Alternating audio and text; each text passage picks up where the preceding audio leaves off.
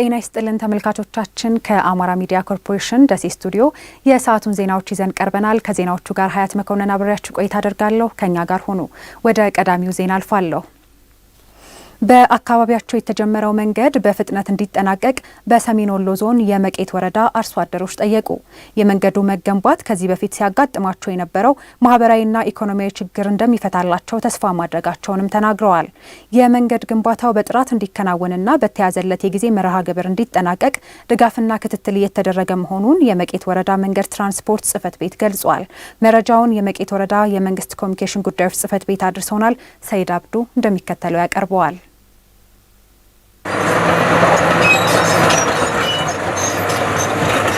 በመቄት ወረዳ የ011 ሰርኮ ቀበሌ ነዋሪ አርሶ አደር ፈንታው ጎበዜና አራጋው ሲሳይ መንገድ በመሰራቱ አቅመ ደካሞች፣ ወላዶችና ህመምተኞች በቀላሉ ወደ ሕክምና ተቋም በመሄድ መታከም እንደሚችሉ ተናግረዋል። ደካማዎች፣ ወላዶች፣ በሽተኞች በትልቁ ነገር እነሱ በእንጨት ሊደርሱም ላይደርሱም እየተጓጓዙ አሁን እንደዚህ ብሎ ሲሰራ በቃ ሙሉ ተስፋ አለኝ። ደስ ብሎኛል። እየተመረተ በቃ ገበያ ወስዶ ለመሸጥ እያቃተ ደካማው እያቃተው ማለት ነው። በመግባቱ በመኪና በእንትን በማለቱ ደስ ይላል። አንዲት አምቡላንስ በበጋው ትመጣለች። ትንሽ የተወሰነ ጊዜ እንጠቀማለን። ግን ነገ ክረምት ሲገባ ጉምርምድ ይላል። መኪና ካገባ ብዙ ጥቅም አለው። ለገበሬው በጣም ደስተኛ ሆነ ይለወጥ ነበር ማለት ነው። እዚህም የሆነ ሱቃሱቅም ይከፈት ነበር። ብዙ ወጣቶች አሉ። ወጣቶች ተደራጅተው ሱቅ ይከፍቱ ነበር።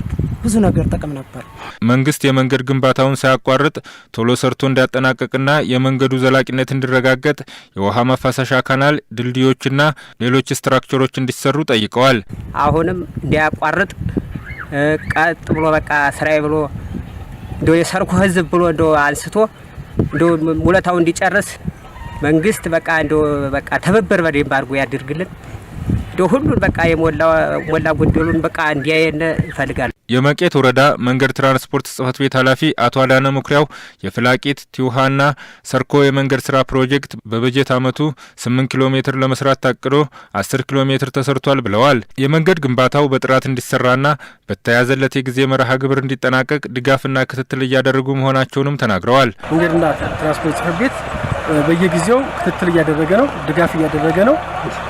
ነገር ግን የስትራክቸር ስራዎቹ ባለመሰራታቸው አሁንም ክረምት ሲመጣ እንቅፋት እንደሚሆን አሁን ድልድዮች መሰራት አለበት። በጣም ብዙ ድልድዮች አሉ። እነሱ መሰራት አለባቸው። ብዙ ፎርዶች አሉ። ብዙ ፓይፖች መገንባት እንዳለባቸው ኮሜንት አድርገናል። ይህንን ደግሞ ይዞ የክልሉ መንግስት በቀጣይ ስራዎች እንደሚሰራ ጥረት እያደረግን ነው። በአማራ ክልል ገጠር መንገድ ኮንስትራክሽን ስራዎች ድርጅት ፍላቂት ቲውሃና ሰርኮ የመንገድ ስራ ኃላፊ አቶ ዮሐንስ ተሾመ መንገዱ ከ3 ዓመታት በፊት ቢጀመርም በተለያዩ ምክንያቶች ሳይሰራ ቆይቶ በዚህ ዓመት በ25 ሚሊዮን ብር እየተገነባ ነው ብለዋል። የተከሰተው የሲሚንቶ እጥረት የመንገዱን ስትራክቸር ለመስራት ፈተና መሆኑን የጠቀሱት ኃላፊው ችግሩን ለሚመለከተው አካል በተደጋጋሚ ያሳውቀናል፣ በቀጣይ ሲሚንቶ ሲገኝ ይፈታል ብለዋል። አሁን በክልል ደረጃ በአጠቃላይ የሲሚንቶ ችግር አለ።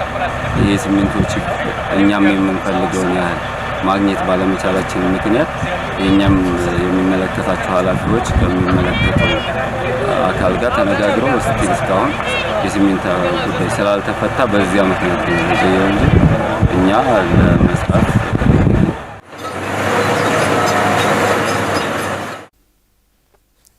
ባገኙት ስልጠናና የስራ ማስጀመሪያ ቁሳቁስ ድጋፍ ሰርተው ለመለወጥ መዘጋጀታቸውን በሰሜን ወሎ ዞን ጉባ ላፍቶ ወረዳ የሚገኙ ሴቶች ተናገሩ።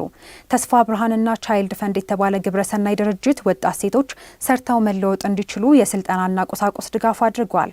በጉባ ላፍቶ ወረዳ ከጌሾበር ቀበሌ በልብስ ስፌት የሰለጠነችው ወጣት ትዕግስት ማዕረግ የተሰጠኝ የቁሳቁስ ድጋፍ ወደ ስራ እንድገባና ራሴ ተጠቅሜ ሌሎችንም ለመደገፍ ያግዘኛል ብላለች። ሌላዋ ወጣት ፍቅሬ ተሳፌ በቀበሌው ማዘጋጃ በተሰጣቸው የመስሪያና መሸጫ ቦታ ውጤታማ ለመሆን ከጓደኞቿ ጋር እንደምትሰራ ተናግራለች። የሰሜን ወሎ ዞን ቻይልድ ፈንድና ተስፋ ብርሃን ፕሮጀክት አስተባባሪ አቶ መሐመድ አሊ ድርጅታቸው በጉባ ላፍቶ ወረዳ 6 ቀበሌዎች ላይ 2 ዓመት በሚቆይ ፕሮግራም ሴቶችና ህጻናትን በመንከባከብ ላይ ይገኛል ብለዋል። እስካሁን በተለያዩ ምክንያቶች ጉዳት ለደረሰባቸው 1250 ሰዎች ከ2 ሚሊዮን ብር በላይ የገንዘብ ድጋፍ ማድረጉንም ጠቅሰዋል። በአካባቢው የሚገኙ ወጣት ሴቶች ገቢ የሚያገኙበትና የሚቀየሩበት 2 የልብስ ስፌት ማሽንና የስራ ማስጀመሪያ ቁሳቁስ ድጋፍ አድርገናልም ብለዋል። የጉባ ላፍቶ ወረዳ ስራና ስልጠና ጽሕፈት ቤት ኃላፊ አቶ ሰለሞን ግርማ የተደረገው ድጋፍ ሴቶች የንጽህና መጠበቂያ አምርተው ለማህበረሰቡ እንዲጠቅሙ የሚያግዝ ነው ብለዋል። መረጃውን ያደረሰን የጉባ ላፍቶ ወረዳ መንግስት ኮሚኒኬሽን ጽሕፈት ቤት ነው።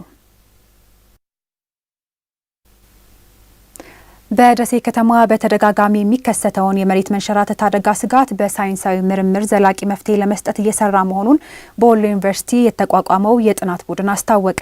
ለችግሩ መባባስ ህገወጥ ግንባታ ምክንያት መሆኑን የጠቀሱት የጥናት ቡድኑ አባላት የከተማ አስተዳደሩን ጨምሮ የሚመለከታቸው አካላት ችግሩን ለመፍታት አስቸኳይ እርምጃ ሊወስዱ ይገባል ብለዋል። አሊመር ተጨማሪ ዘገባ አለው።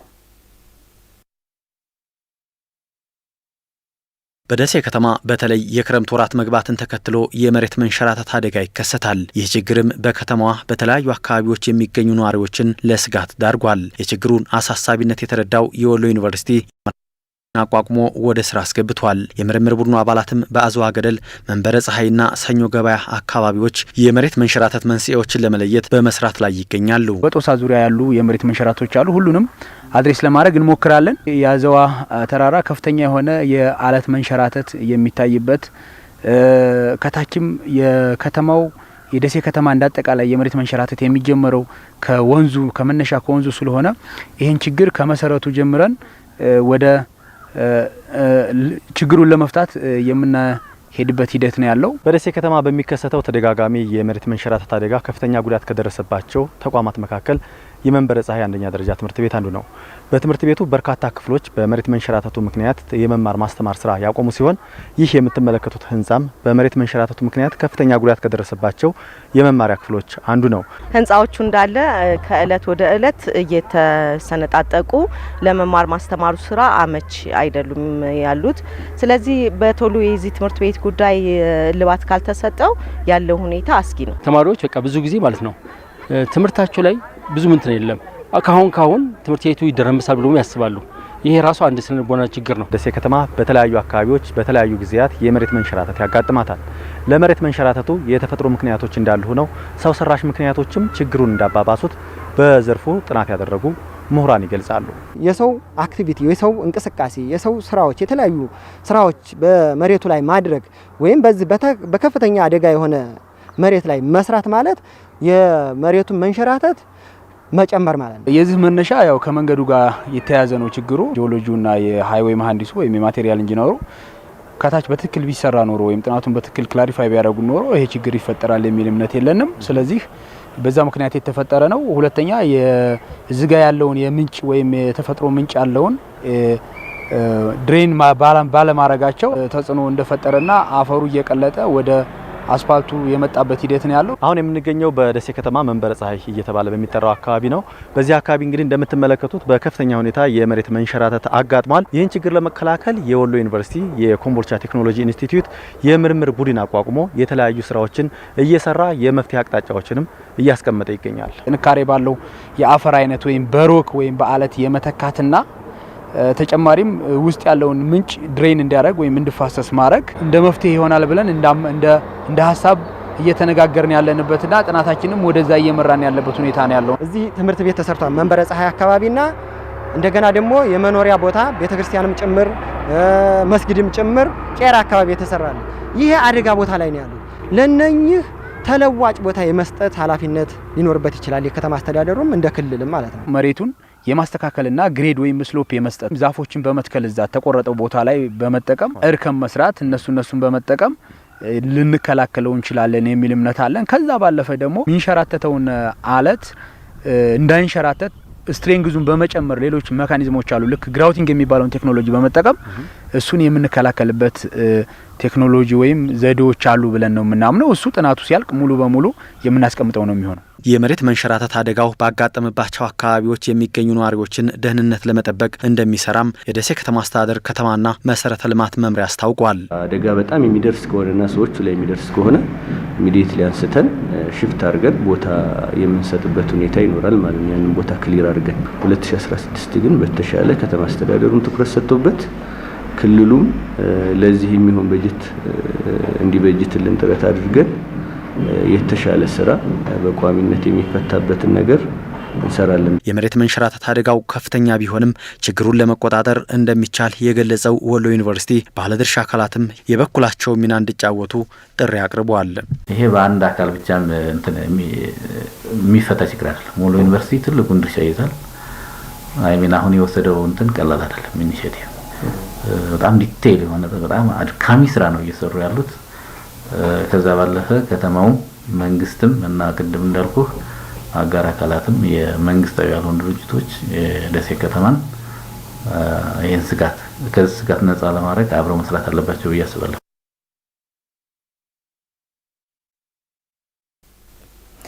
የቅድመ አንደኛ ደረጃ ትምህርት ቤቶች ላይ ትኩረት ሰጥቶ በመስራት የትምህርት ጥራትን ለማስጠበቅ እየሰራ መሆኑን የሰሜን ወሎ ዞን ትምህርት መምሪያ ገለጸ። የዞኑ ትምህርት መምሪያ ማኔጅመንት አባላት በሀብሮ ወረዳ እየተሰራ ያለውን የቅድመ መደበኛ ትምህርት ቤትን ጎብኝተዋል። መረጃው የሰሜን ወሎ ዞን መንግስት ኮሚኒኬሽን ነው። ፊኒክስ አየሎም ታቀርበዋለች።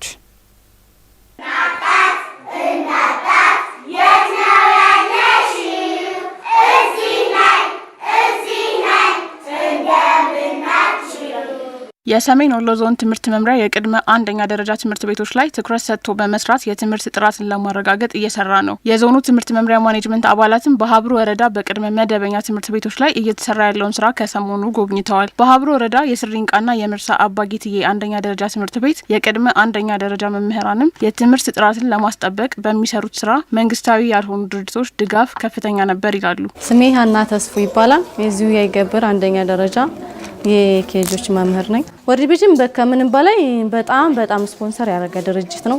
በእኔ ላይ በጣም ክህሎት፣ እውቀት በጣም ብዙ ነገር አግኝቻለሁ። ባገኘሁት እውቀት አንጻር ተማሪዎችን በየክፍለ ጊዜው ከተከፋፍሎ የራሳቸው የትምህርት አይነት አላቸው። እሱን እንዳስተምርና በጣም አግዞኛል። ግርማ ጌታቸው ሁሴን እባላለሁ። የቅድመ መደበኛ የኬስቱ መምህር ነኝ። ወርልድ ቪዥን ከጎናችን አልተለየም። እስካሁንም እየረዳን የተለያዩ ግብአቶችን የጎደሉ ነገሮችን እያሟላ ትውልድ ለወደፊት እንድንቀርጽ የሚያስችል ግብአትን እያሟላለን ያው ስራዎችን እየሰራን እንገኛለን በአግባቡ። ሳብለሳ ይባላለሁ። የስሪንቃ ይገብር አንደኛና መካከለኛ ደረጃ ትምህርት ቤት የርዕሰ መምህርት ነኝ። ድርጅቶች ያው በርካታ ዓመታትን አስቆጥረዋል። በትምህርት ቤታችን በተለይ ቅድመ መደበኛ ላይ ህጻናቶች ላይ መሰራት እንዳለበት ስለሚያምኑ ከመምህራን ጋር በርካታ ስራዎችን ይሰራሉ። የውስጥ ግብአቶችን በማሟላት ህጻናቶችን ላይ ሞር ፎከስ አድርገን ለነገ ሀገር ተረካቢ ልጆችን ለማፍራት እንዲያመች ዘንድ የስልጠና ፕሮግራሞችን በመዘርጋት ለትምህርት አመራሩ፣ ለወላጁ እንዲሁም ለመምህራን ይህን በማድረግ ትልቅ ትኩረት በመስጠት ይደግፉናል። የትምህርት ጥራት ችግር የሚፈታው ከመሰረቱ በመሆኑ ለቅድመ አንደኛ ደረጃ ትምህርት ቤት ልዩ ትኩረት በመስጠት እየሰራን ነው ያሉት ደግሞ የሀብሮ ወረዳ ትምህርት ጽህፈት ቤት ምክትል ኃላፊ አቶ ብርሃን ጌትነት ናቸው። በሀብሮ ወረዳ በ96 አንደኛ ደረጃ ትምህርት ቤቶች አሉ። በ96 አንደኛ ደረጃ ትምህርት ቤቶች በሁሉም ትምህርት ቤት የቅድመ መደበኛ ፕሮግራም ይሰጣል። ቅድመ አንደኛ ደረጃ ትምህርት ቤት እንደ ወረዳ በልዩ ሁኔታ ነው እየተሰራ ያለው። ከሌሎች አጋር ድርጅቶች ጋራ በርካታ ስራዎችን የምንሰራበት አጋጣሚ ነው ያለው። 4 ዓመት፣ 5 ዓመት፣ 6 ዓመት እድሜ ያላቸውን ተማሪዎች አሰባስቦ ራሱን በቻለ ግቢ የተሟላ ግብአት በማሟላት በስታንዳርዱ መሰረት ግብአቶችን እያሟሉ የክፍል ውስጥ ግብአቶች አሉ፣ የክፍል ውጭ ግብአቶች የሚታያቸው እነዚህን ግብአቶች በማሟላት ለመደበኛው የአንደኛ ደረጃ ትምህርት ቤት ምቹ አድርጎ ማቅረብ ስለሆነ በዛ ልክ ነው ስራ እየሰራን ያለን። በወረዳው ያሉ መንግስታዊ ያልሆኑ ድርጅቶች 28 ትምህርት ቤቶችን እየደገፉ እንደሚገኙ አቶ ብርሃን ተናግረው ሌሎች ባለድርሻ አካላትም ህጻናት ላይ ትኩረት ሰጥተው መስራት ቢችሉ የትምህርት ጥራትን ማምጣት እንደሚቻል አስረድተዋል። የትምህርት ጥራት ችግር ለመፍታት በቅድመ አንደኛ ደረጃ ትምህርት ቤቶች ላይ የተጀመረው ስራ ውጤት እያመጣ እንደሚገኝ የገለጹት የሰሜን ወሎ ዞን ትምህርት መምሪያ ምክትል ኃላፊ አቶ ተስፋዬ አያሌው ህብረተሰቡና ሌሎች ድርጅቶችን በማሳተፍ በትምህርት ዘመኑ ውጤታማ ስራ መሰራቱን ተናግረዋል። እዚህ ላይ ስራ ካልሰራን ኦልሬዲ የትምህርት ጥራት ማስጠበቅ አደጋ እንደሆነ ገብቶን እየሰራ ነው። ዛሬም በዚህ በሀብሮ ወረዳ ባያችሁት ጉብኝት በኤንጂኦም በህብረተሰብ ተሳትፎም በመንግስትም ጭምር በርካታ ስራዎች ተሰርተዋል። ስፔሻሊ ወርልድ ዲቪዥንም እዚህ ፕሮግራም ላይ በልዩ ትኩረት የሚሰራው ስራ አለ። ቅድመ መደበኛ ህንጻ እስከመገንባት በውስጥ ያሉ ግብአቶችን እስከማሟላት ድረስ በርካታ ስራዎች እንደተሰሩ ነው ያየነው። ከዛ ውጭ ደግሞ እነዚህ ቻይልድ ፈንድ ቻይልድ ቢሊቭ በዞናችን ባሉ ቅድመ መደበኛ በርካታ ስራዎችን የሚሰሩበት አጋጣሚ አለ። ዞሮ እዚህ ጋር ትኩረት ሰጥተን እየሰራን መሆኑን ስትንቀሳቀሱ ያያችኋቸው ነገሮች በቂ ማሳያ ናቸው።